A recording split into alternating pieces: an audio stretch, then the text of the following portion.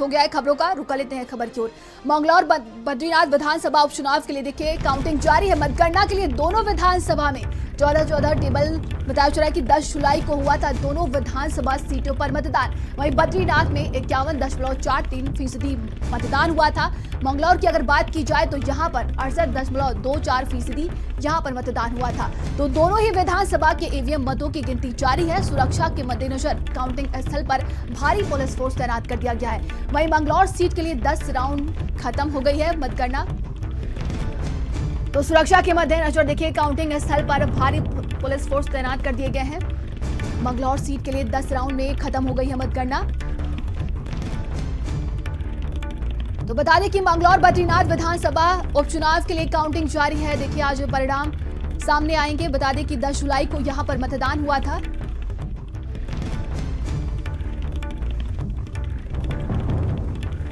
वहीं देखिए बद्रीनाथ की अगर बात की जाए तो 10 जुलाई को यहां पर 51.43% यहां पर मतदान हुआ था।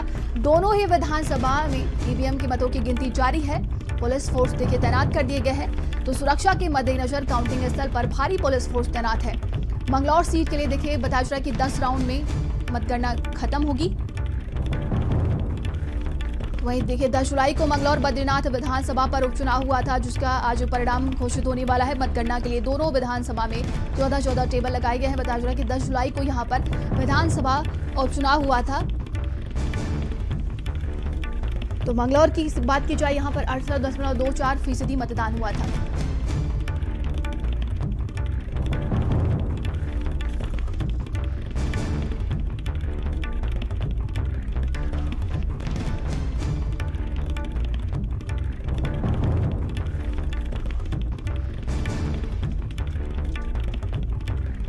तो मंगलौर बद्रीनाथ विधानसभा उपचुनाव को लेकर देखिए मतगणना जारी है। बताया जा रहा है कि 10 जुलाई को यहां पर मतदान हुआ था।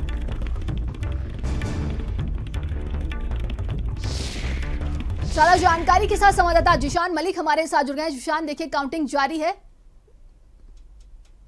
आपको बता दूं कि मैं इस वक्त हरिद्वार के रोशनाबाद में हूं, जहां पर मंगलौर विधानसभा की जो काउंटिंग अभी कुछ समय बाद शुरू हो जाएगी।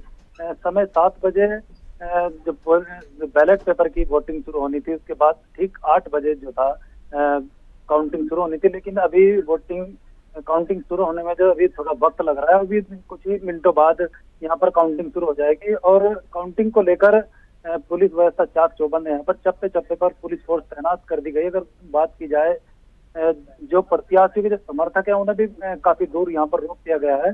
और जो काउंटिंग है तो 10 राउंड में यहाँ पर पूरी की जाएगी और तकरीबन 14 राउंड यहाँ पर काउंटिंग चलेगी। मान के चले कि 1 से 1.5 बजे तक यहाँ पर यह काउंटिंग पूरी हो जानी चाहिए। जी बिल्कुल। देखिए अगर बात की जाए कांग्रेस और भारतीय जनता पार्टी में सीधी टक्कर देखने को मिली थी, क्या लग रहा है किसका पलड़ा भारी होगा?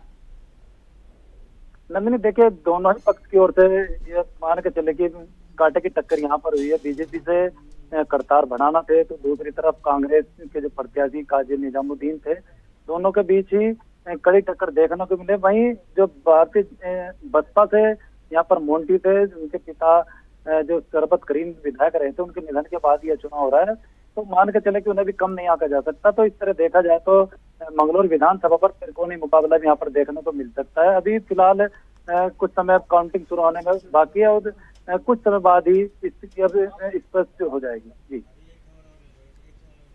जी बिल्कुल। देखिए मतगणना स्थल पर लगातार वहां पर पुलिस फोर्स तैनात है।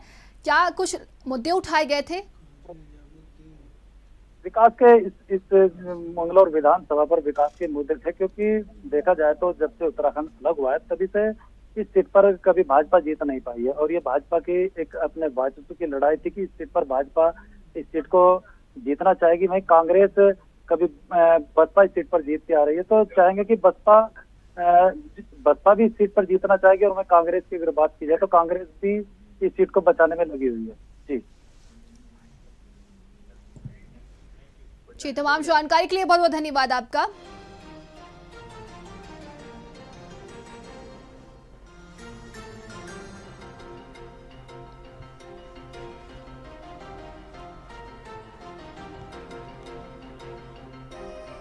चलिए आगे